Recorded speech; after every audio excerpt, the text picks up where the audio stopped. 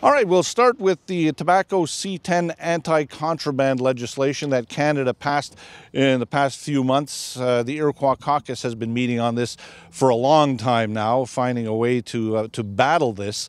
And for a while, the chiefs were looking at the politicians taking the battle along with the tobacco industry. They had met with a firm called Gowlings to try and come up with a plan. In the meantime, several things have happened. Number one, Gowlings has dropped out due to a conflict of interest, and also the tobacco industry itself from across the Iroquoian communities have decided that they should take the lead on this, and they will actually take on the challenge of fighting this legislation. So some interesting developments there. It is a battle that just continues to go on. In the meantime, locally in Kahnawà, the proposed legislation to regulate tobacco within the community passed with a strong consensus on February 10th. And there are meetings going on because it's supposed to be using the urgent process. So this has to get into the hopper really quickly. There are meetings going on between for the CDMP using the legislative process, and more to come on that. In the meantime, let's talk budget. The Chief Council have authorized its finance department to move forward with the 2015-2016 budget. It will be a balanced one, which means that revenues will match basically expenditures. It's been a challenge over the past few years. The formal announcement is going to come in late March, and the budget will be presented at that point. Despite being technically balanced, the MCK will once again have to dip into reserves to avoid a deficit-based budget, something it prefers to avoid and has avoided these past few years, but that can't go on forever.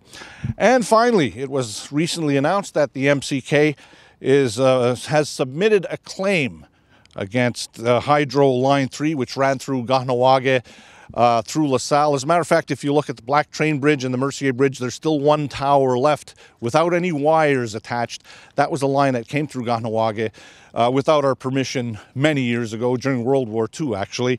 And the submission is using the federal claims process and is based on Canada's breaches of lawful obligation in regard to the building of that line.